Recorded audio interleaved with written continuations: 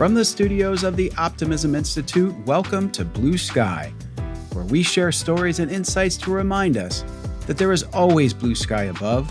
Sometimes you just have to get your head above the clouds to see it. I'm your host, Bill Burke.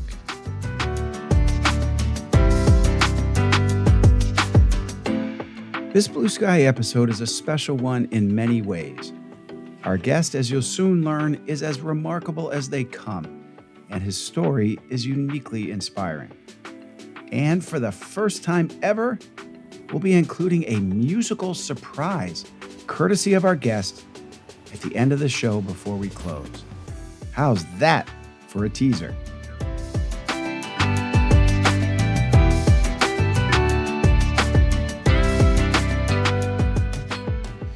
Who is this guest, you ask? His name is Kevin Lowe. And as you'll soon hear, he's someone who has endured some of life's toughest challenges, the most extreme being losing his eyesight at the age of 17.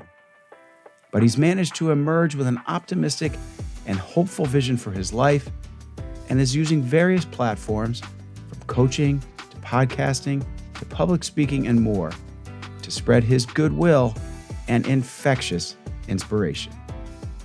I hope you enjoy this Blue Sky conversation with Kevin Lowe as much as I did. Kevin Lowe, welcome to the Blue Sky podcast. Oh, man, thank you so much. I'm excited to be here. It's great to have you on. You have a remarkable story. You're an incredible inspiration, and we will get to some of the ways you inspire people. Let's start, if we could, with your early childhood. Where'd you grow up? Big family, small family, two parents? What was your upbringing? Yeah, so I was blessed to grow up back in like the 80s and 90s in East Central Florida. So grew up in the town of Ormond Beach, right next to the more well-known neighbor of Daytona Beach. And so, I say that now I realize how blessed I was to grow up in a childhood where we didn't have cell phones. And we computers were not really a thing. And and so childhood was really good. It was growing up outside, always playing outside especially with my best friend, which was my cousin Josh, who he was 5 years older than me. He was the same age as my sister. And we were best friends. And I mean, we lived outside of the city. And so we're always on the back of dirt bikes and three-wheelers and playing war.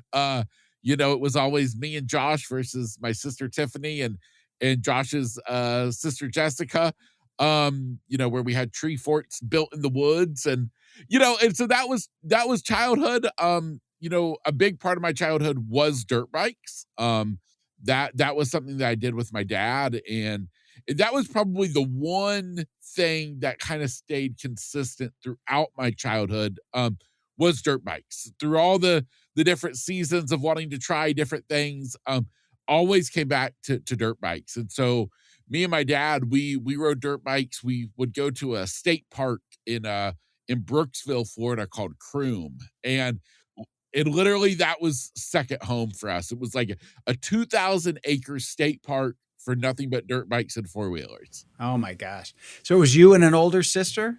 Yep. Me and my older sister. And then, for the dirt bikes and stuff, that was me and my dad. It was basically the four. So, my mom and dad, me and my older sister, and grew up. Now my parents, they got divorced when I think I was in second grade.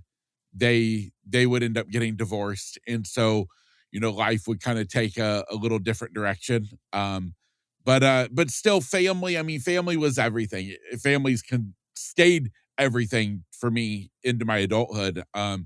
Especially, around like my grandparents, my Nana, especially my Nana. I mean, she would later in life literally go from being my grandmother to becoming one of my best friends, which is just awesome. So your life changed dramatically, sort of late teenage years. You developed a tumor that needed to be removed. And can you just walk us through what that was all about, and then the really difficult, shocking some ways tragic outcome of that procedure. Yeah, definitely. So this was later in childhood. So I was in my junior year of high school, and had just turned 17 years old. And we finally found out the cause of some of these health issues I was having. And I'll put health issues in quotes because I don't know that we really thought of them as issues. They were just things that were off that my mom was never getting an answer on. Kind of like, why was I not growing? Why had I not gone through puberty? Why did I have migraine headaches every day of my life? And the result to those questions would come with the result of an MRI, and the MRI would come back and show that I had a plum-sized brain tumor, basically right in the center of my head. Thank goodness it was non-cancerous. But literally they said that if this tumor hadn't been found, they said I would have been dead in 6 months. Oh, wow.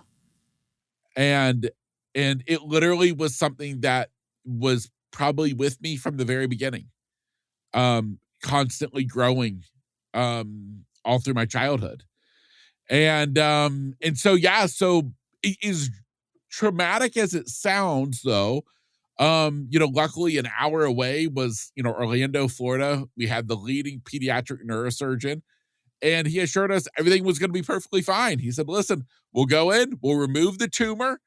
It was going to be a big surgery. They would have to literally basically like kind of remove that front quadrant of the skull and go in and basically lift up the brain, and grab out this tumor because the tumor was positioned. So it was right in the center of my head. So it had completely encased my pituitary gland. It was in the crosshairs of the optic nerve and was now pressing against the carotid artery. Wow. Yeah. And, Yeah. but again, everything was going to be cool. Right. I mean, it sounded scary, but the doctor was like, listen, he's like, it's no big deal. He's like, you'll be out of school for about 3 weeks. The worst news to me was he said I had to stay off of my new four-wheeler that I just got for my 17th birthday. He said I had to stay off of it for like 6 months. And I remember thinking that was totally ridiculous. But for me, man, it was like, hallelujah. Yeah, right. I was a junior in high school. I was in the middle of trigonometry, which sucked. And I was like, man, I can remember going back to school and telling all my buddies, like, guys, see you later, suckers. Like, I'm out of here. And like, I'll see you guys in about a month. And so that was the mindset going into October 28th, 2003. And that was a day you have the surgery, you're coming, and even when they say everything's gonna be fine, I mean, surgery can be traumatic. It's a big deal to get put under, and you come out of it and you have no eyesight. Correct. So basically the surgeon comes out after very long surgery, tells my family, and I mean, I had my entire family there from both my mom's side of the family, my dad's side of the family. Everyone was there. I mean, we're talking probably somewhere around 30 people or so were there. And the doctor came out to let them know that everything went great. Surgery was a total success. Tumor was removed. And that's what we thought, what they thought. And then kind of, fast forwarding, when I finally started waking up, my mom was in the room with the nurse at the time.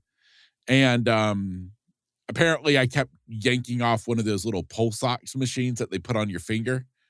Well, apparently the nurse was trying to get my attention and trying to convince me to stop pulling off the pulse ox. And so he pointed to the pulse ox apparently, and he said, Kevin, do you see this? Like, I need you to stop pulling this off. Do you see this red light? And my mom said that I said, no, I don't see anything. And it was at that moment that he looked at my mom and my mom looked at him, and he walked over and he turned the light switch on and off. And he's like, Kevin, do you see this light? And my mom said, I just kept saying, no, it's just dark. It's just gray. And yeah, so I was left completely blind, in both eyes, so no light perception, no shape, shadows, nothing. We would find that I also would lose my ability to smell. I would end up having short-term memory loss for a good solid, like, 6 months. And then also, the brain tumor completely killed off my pituitary gland, which controls all of the body's hormones. And so, I can tell you today, all these many years later, that condition is honestly more of a disability than even the blindness. And that is because, I have to try to control all the stuff that the body should do naturally. I have to do with medications, which I say, thank goodness we have them. They keep me alive, but they are a very poor alternative to what the body should do naturally. Incredible.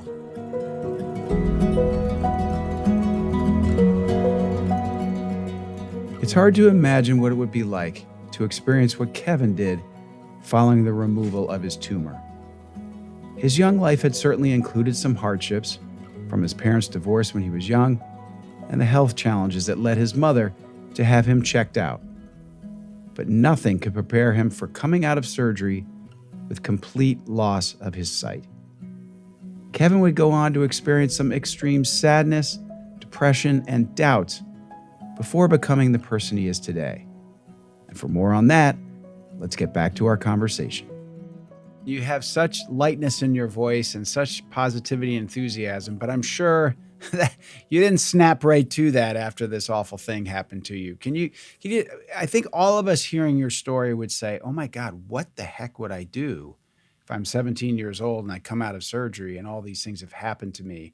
And I know it was not a finger snap change for you. It took time. How did you get from that awful situation and persevere into the person you are today?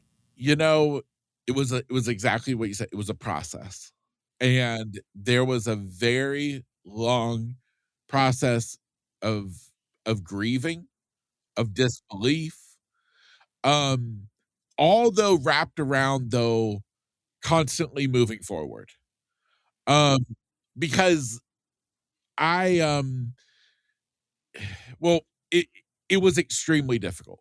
Going blind was and is to me, for me, what I've known in life so far, the closest thing to being trapped in hell and not being able to escape.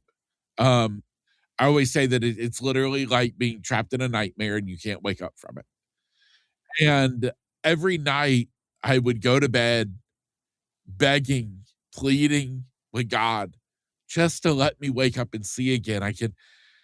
Would literally just cry myself to sleep every single night, just begging God. And yet every morning I'd wake up and I'd open my eyes and I'd see the same thing that I did when they were closed. And it was horrible. It was absolutely horrible because of the simple fact everything I ever knew, ever loved was taken from me. I had I had a truck. It was a big, beautiful forest green Ford F-150, big mud tires. I got it when I turned 16. I loved that truck sitting in the driveway. Four-wheeler I just got when I turned 17 the month before. All of this entire life, this entire childhood was built around the ability for me to see, and it was now all taken from me. The way that I got through was 2 things, and it's still the 2 things that get me through life today, and that is my faith and my family. Um, and I say that there were so many nights, in those early years when I would literally just pray that God would give me the courage to kill myself, because I knew if I could just go to heaven, all the pain would be gone. And you know what, though? It never went further than that prayer, sobbing into my pillow, because every time as I'd be praying, I would think back to my family and I would think, I can't do that to them. And And I say, so literally, I am here today because of my faith in my family. Amazing. And I'm sure for your family, I mean, I'm a parent, and when any parent will tell you when your children struggle with anything, and mine, thankfully, have never gone through anything as severe as what you have, it's really hard. In some ways, some people compare it to, it's one thing to play a sport. It's that much harder to watch your child do it. And you're, it's, so I can only imagine how hard this was for your parents, but somehow they hung in there with you and your family hung in there with you. When did you start thinking about, okay, this is the hand I've been dealt. Here's how I'm going to play it. Here's what I'm going to do. Here's how I'm going to contribute. When did that happen? And then, so I know you were into travel agency business for a while. Can you sort of explain how you said, okay, here's what I've got. Here's what I'm going to do. Yeah. So that would come way later. Honestly, it was probably the better part of about 10 years before I finally came to a point where I was finally really and ready to move on with life, even if I couldn't see. There were building blocks all along that way that helped me get to that point. One of the biggest that I would love to just mention is the fact that, um, this happened at the beginning of my junior year of high school. I never returned to school the rest of my junior year. I ended up having a program called Hospital Homebound, where we had teachers would come to my house, and I had a teacher who taught me school subjects, another teacher who started teaching me what I called blind stuff, like how to read Braille, and Right, right. and how to use a talking computer and stuff like that. But it was funny though, because I was a kid who hated school. Like I said, the coolest thing about having a brain tumor was it meant I got to get out of school for a bit. Right. But but Yeah. what was ironic then was the fact that from the very beginning, I just kept saying that I had this goal that I just still want to be able to graduate with my class. And it was something that secretly my family didn't think would probably happen. But sure enough, I would catch up with my schoolwork. I would heal enough physically that I made it back to school for the start of my senior year. I went back just for one class a day. We were on a block schedule, so we had 4 classes a day. I went back for one class a day, and then I did the rest back at home with those same teachers. And ultimately, I walked across the stage of my high school graduation. Oh, the place must have gone bonkers, I imagine. That It had to be a did. highlight of your high school graduate. I've sat through some high Yes. school graduations. Nothing quite that inspiring has happened at any to date. That had to be Yeah. incredible. It really was, and so that at the time I didn't realize it, but I look back now and I realized that that moment was pivotal for a couple of reasons, and one of the biggest reasons was I believe that it was God who instilled that goal in me, because God wanted to show me right off the bat that even in this new life, you are still capable of achieving great things.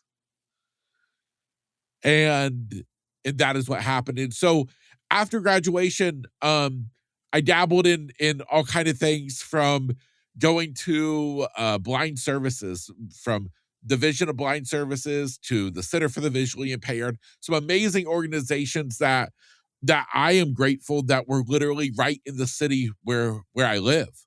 I mean, there's people who travel from all over the country to come here, and I had it in my own backyard, didn't even know it. And so I started working with them. And as the years passed, I would end up getting into a program that would really kind of be the catapult to launch me into a new chapter of life. And that was a program that set me up with an internship at business of my choosing, whatever I was interested in. And so two things that I was interested in was travel and radio. And so I ended up doing a 6 months internship at a local travel agency. And then at the same time, I did a 6 month internship at a local AM radio station. And I absolutely loved the radio deal. I mean, that was the coolest thing in the world. I worked on the morning drive, and so it was an AM talk radio, and so I literally would go Monday, Wednesday, Friday, 6 a.m. to 9 a.m.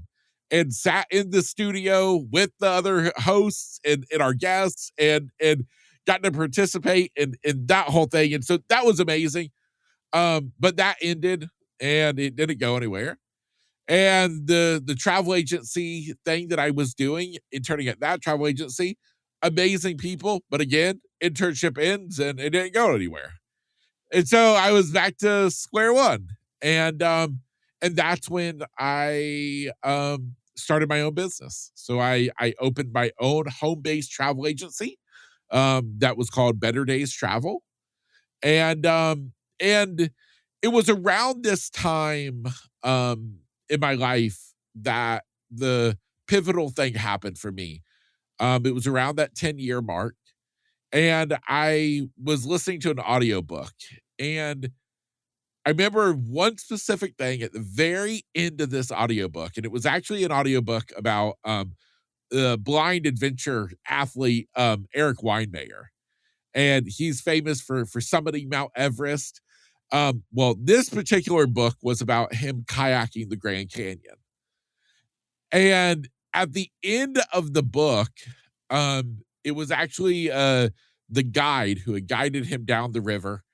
There was a part of the book, and this guide was waiting. Everybody was waiting on him for them to pack up to leave. They'd been on this however week-long journey down the Grand Canyon.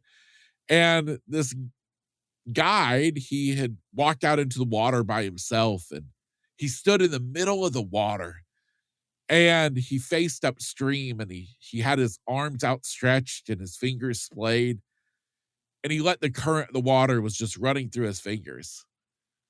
And he said something that completely changed my life. In the book, he said, "I'll come back someday, but for now, I got more life to live." For me, I heard that, and I remember rewinding it, listening to it again, because I realized right then that I didn't have to give up on my dream of seeing again. But right now, I got more life to live. And I would come to finally get to a point where I realized that I'm probably not going to see again, not until I'm in heaven. But that's okay, because I got more life to live. And that was one of the most pivotal moments mindset wise that really helped me tremendously.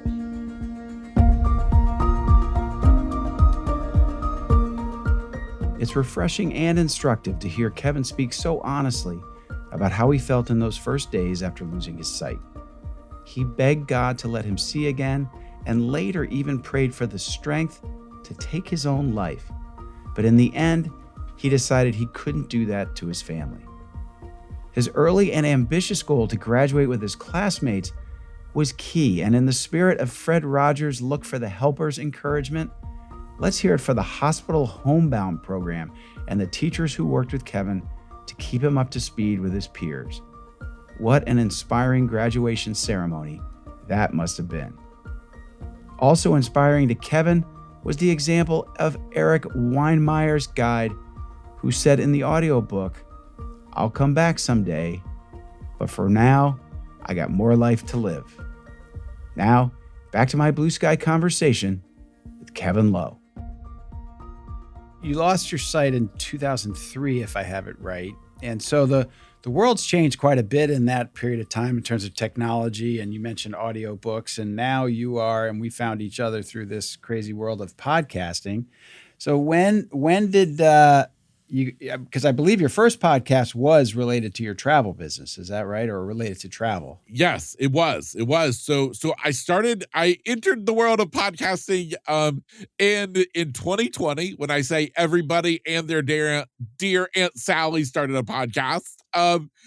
And so I say the only difference between me and them is the fact that I'm still podcasting. Yes, right. It's harder than it looks. Exactly. And so, yes, you are right. So like you said, so I have been a travel agent. I had my own travel agency for 7 years coming up into 2020. And wouldn't you know, that was going to be my best year ever. And I mean, I even had a group cruise lined up. There was nearly 50 of us going on a cruise that October to celebrate the 17th anniversary of when I went blind. Because here was the big thing was that me, I mean, I'm always looking for a reason to celebrate. And so I was like, guys, I'm like, this is monumental. I'm like, this anniversary in particular is big. I said, because it's happening in the year 2020, a number, of course, synonymous with vision. I said, and the fact is that at that moment, I would have been blind for as long as I had been able to see. 17 and 17. Yep. Wow. And so I had planned out, I had this huge group cruise for all of us, along with all these other trips on the books. And then, of course, we all know inside of a month, come March 2020, it all disappeared. And so that leads into the podcast. And so while we were all stuck in quarantine and looking for things to do, I had decided it was finally time for me to start the YouTube channel I had been thinking about. And so I went on Amazon and I started ordering all my equipment. And then the realization hit me was, Kev, what are you doing? You've ordered all this video stuff and you are the last person who needs to be doing video. You're too subconscious about whether or not you're looking directly at the camera. You don't know if the lighting is right. And so I was just like, this isn't going to work. And at that moment, I'm like, my YouTube dreams are dashed. And then my sister says, why don't you do a podcast? And I said, oh. And I, of course, responded to Tiffany and said, what the heck is a podcast? And that would be my entrance into the world of audio, which I said, once I realized, I said, oh my gosh, I was designed for podcasting.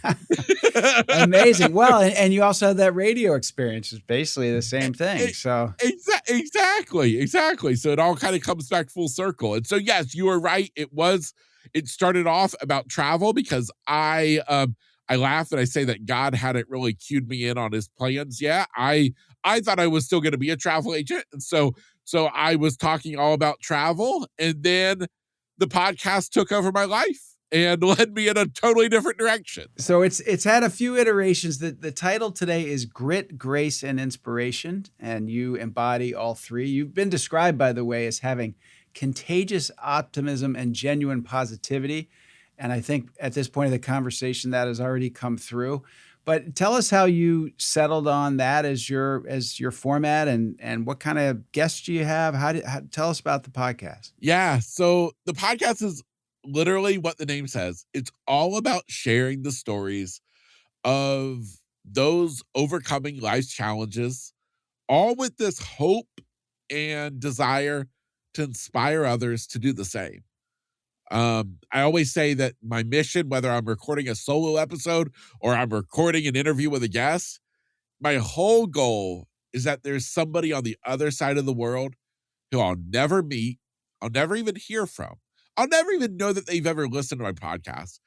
And yet they hear something I say or my guest says, and it gives them that inspiration to keep going just one more day.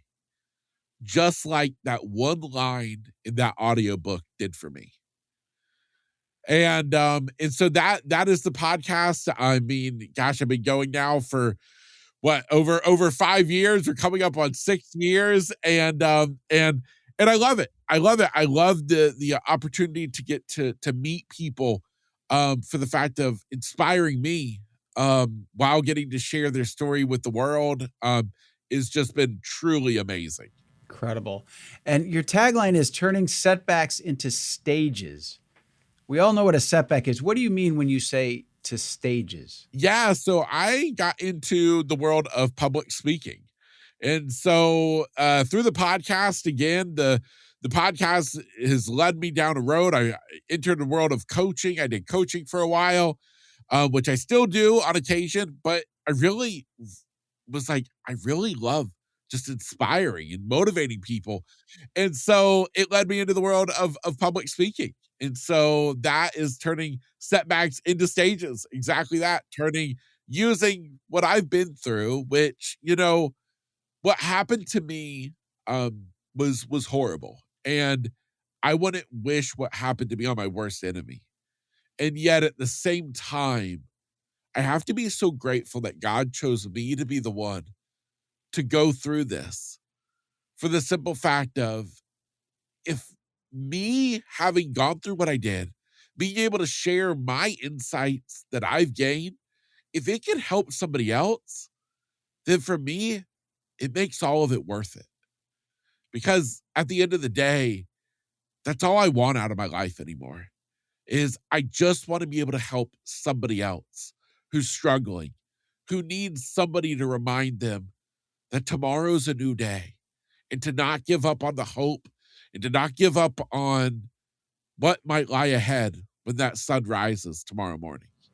Amazing. And I think such an important part of your story is you do make it clear that this was not an easy thing for you to pull out of. And I imagine you still have those nights when I don't know if you cry into the pillow, but you still, I imagine, have those. It's not all this linear progression towards everything's great. And I'm sure that's part of what inspires people who are going through similar challenges. Yeah, 100%. Yeah, it's a loss. It's a loss that I still deal with. It's a grief. Yeah. Yes. Yep.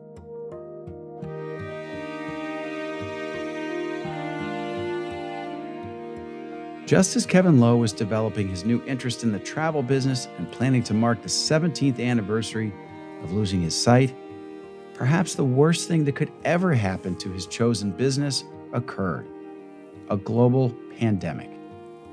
Fortunately, he had tried his hand at radio, and his sister gave him the idea of starting a podcast. This has been a perfect outlet for Kevin to work to inspire others through audio and public speaking, just as he was inspired by that book he listened to many years prior. And speaking of audio, don't forget that musical surprise I mentioned earlier. It's coming soon, after this final section of our conversation. Here you and I are, 1,000 miles apart, talking to each other through this amazing technology. I mentioned before that these terrible things happened to you more than 20 years ago. Can you share with us, because I do think it can be inspiring to folks to realize how far technology has come. Are there technological advancements that have made your life at least a little bit easier since the time you lost your sight? Maybe like a whole lot easier. Yeah. The biggest thing was the invention of the iPhone, especially when it came out with the iPhone 3GS. Was the first iPhone to introduce VoiceOver, a built-in screen reader.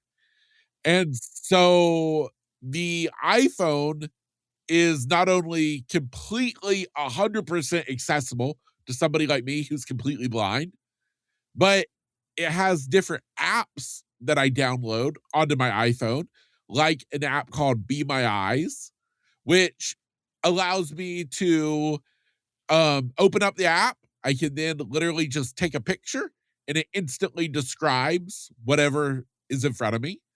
Or I can hit the option to connect with a volunteer, and literally it works on like a network, almost like a social media type community of people who've signed up as helpers. And so literally 365 days out of the year, 24 hours a day, I can be in live video feed with something almost like FaceTime with somebody through that app within like 30 seconds. Really? It's absolutely incredible. And so that is one example of just technology that has been incredible.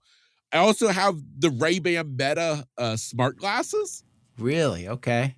They work same way. Literally, I can, ask it, to describe whatever's in front of me or to tell me what is on this menu at a restaurant.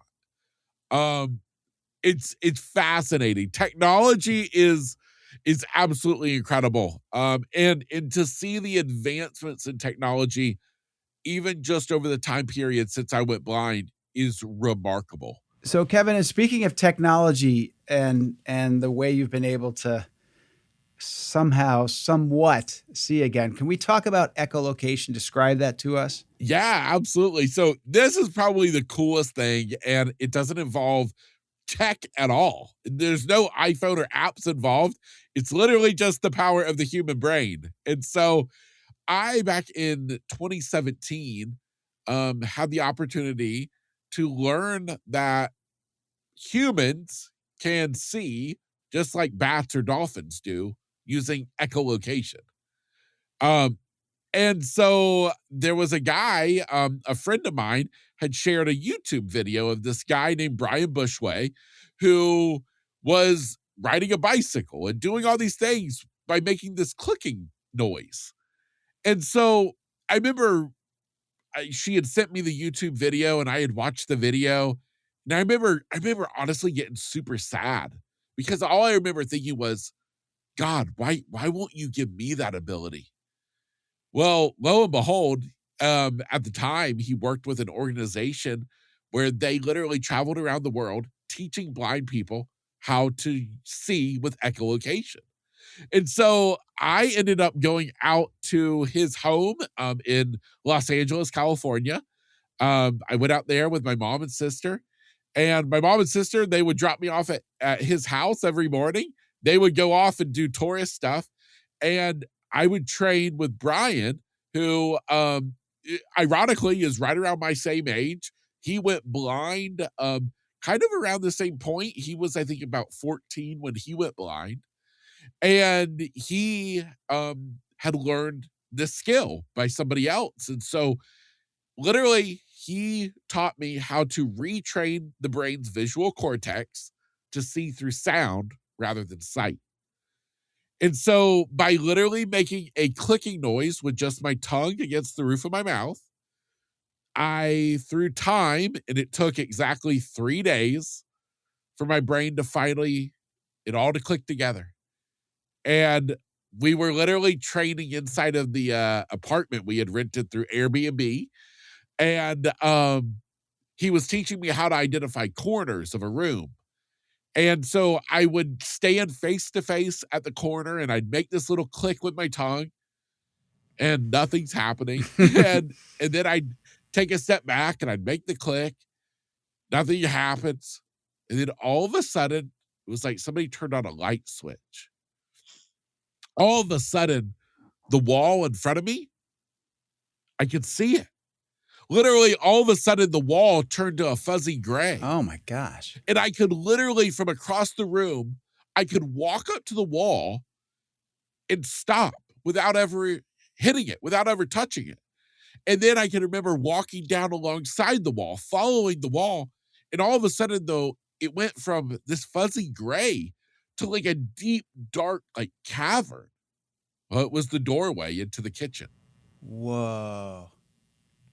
That's amazing. So you use that today? If you walked into a strange room, you could click and... So I use that all the time, everywhere, anywhere. And what's amazing is it's just like a muscle. So the more you use it, the stronger it gets. And so now there are times when I'm not even actively trying to use it, but maybe I'm standing in the kitchen, cooking in the kitchen with maybe my mom and my sister, and maybe something with the faucet, the water hits a dish the certain way, and it's like a light switch turns on, and I can look over, and I can see the figure of my mom standing there. So you're not always having to put out a sound like the clicking.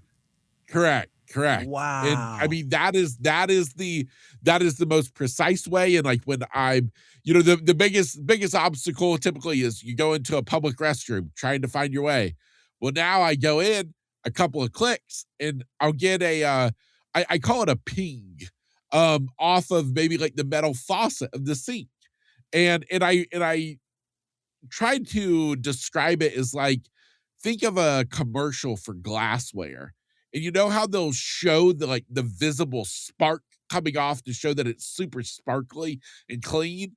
That's how it will ping off of like the metal faucet when I make that little click with my tongue. That's incredible.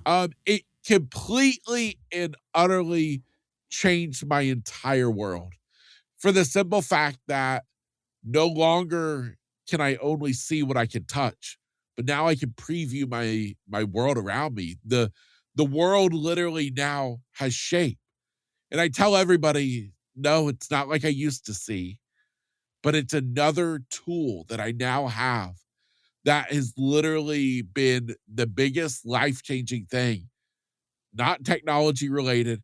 It was just tapping into something that our brain is capable of that I had no idea about. Fascinating. Okay, so and I wonder too, if you've been born blind versus losing your sight when you did, if because you had almost 17 years of sight, if that helps you sort of fill in the blanks when the iPhone is describing a scene. Yeah, 100%. Okay. Yeah, I think, well, the biggest joke in that regard is regarding color. Now, I've heard some people say that when you go blind, you forget what color is. That didn't happen for me. So I remember color, which my family, like my mom and sister, can tell you. That means that I'm the pickiest damn blind person you've ever met. That's funny. So when shopping and they tell me, oh yeah, like this shirt's a nice blue. I'm like, okay, well, what shade of blue? Okay. No, I don't like that shade. No, That's funny. But yeah, no, I mean, I think the whole idea of somebody who's never seen before versus somebody in my perspective, it's a totally different way, I would imagine, of the way in which you interpret the world. And I am extremely grateful for the fact that I did have 17 years of sight, to be able to understand better what things look like.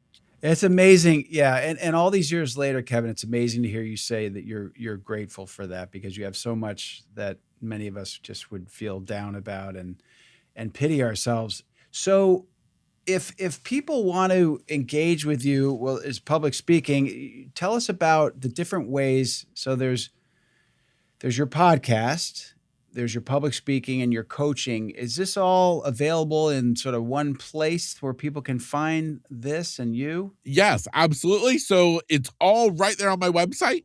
So they can easily go to gritgraceinspiration.com. If for any reason that's too hard to remember, you can also just go to kevinspeaks.org. Both of those will take you to the same place. Like you said, my website's basically the central hub. I'm not real big on social media, and so it's basically through the podcast and they're on the website that you can get in touch with me.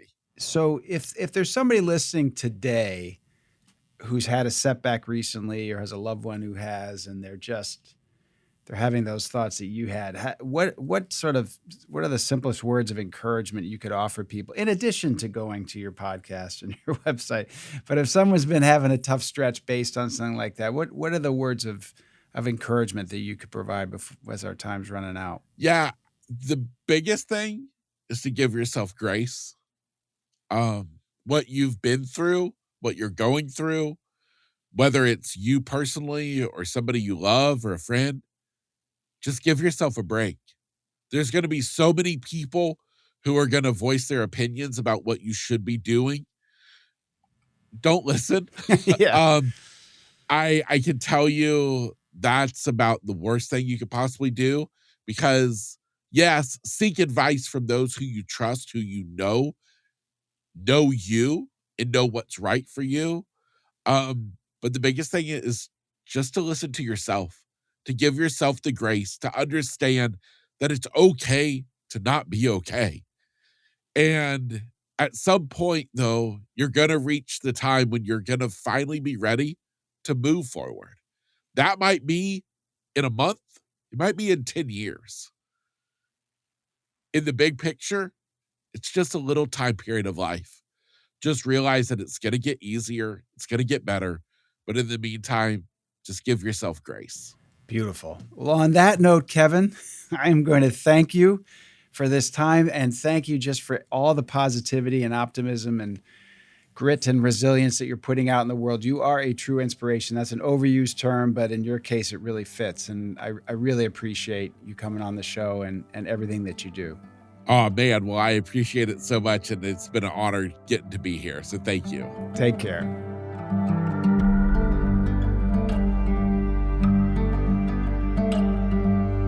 I'm glad I asked Kevin to talk about how technological advancements might have helped him on his journey. I was not aware of Apple's Be My Eyes app or any of the other advances he described. And how about echolocation? That's something else I didn't realize was possible for humans, and it was pretty inspiring to learn more about it from Kevin. And to learn more about Kevin and his many product offerings, do check out the website gritgraceinspiration.com. When you go there, you'll learn about something Kevin has branched into that we didn't discuss on our show. Lowe Music is a new venture he's launched where you can have a one-on-one conversation with Kevin, and from there, he'll produce a professional quality song or even an album based on you. As Kevin says on his site, this isn't just music, this is your life set to sound. I learned about all of this shortly after our interview when Kevin sent me a new song he produced for me as a thank you gift. I clicked on the file and was blown away. The title of the song is Blue Sky Above, and it's terrific. This is the musical payoff I've promised, and right now, you will be among the first to hear this brand new song, courtesy of Kevin Lowe and Lowe Music. Here's Blue Sky Above. There's a sky above the trouble, even when you can't see through. When the clouds hang low and heavy and everything feels overdue. It's easy keeping eyes down when the day's been hard enough. But there's still blue sky waiting, there's always blue sky above. You don't have to pretend it's easy, you don't have to say you're fine. Just take a breath, lift your eyes, 'cause there's always blue sky above. Sometimes you just have to look up, get your head above the clouds, let the noise pass you by. Yeah, it's still there, wide open, even when the day's been rough. There's always blue sky above, always blue sky above. Yeah. Optimism's not a blindfold, it's not ignoring what's real.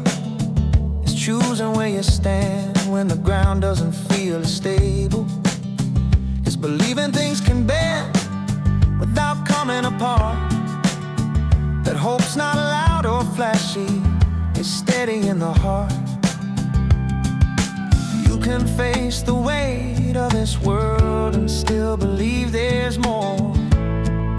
It's how you open doors. Yeah, there's always blue sky above. Sometimes you just have to look up, get your head above the clouds, let the noise pass you by.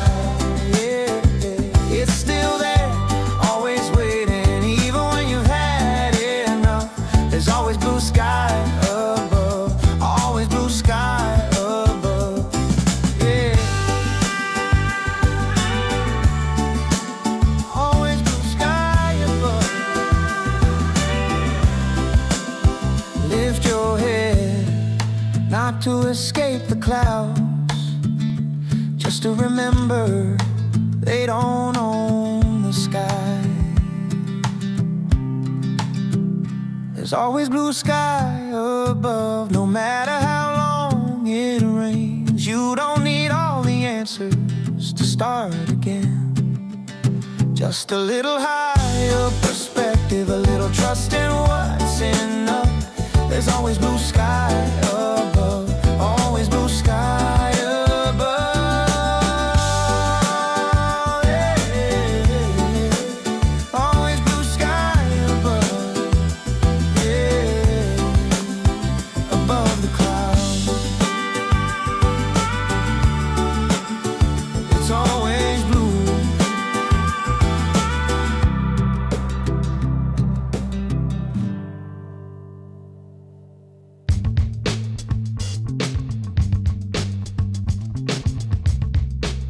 How about that? My huge thanks to Kevin for putting this together. Not only the catchy tune, but also the lyrics that are so consistent with the work we're doing here at the Optimism Institute and the Blue Sky Podcast. Just amazing.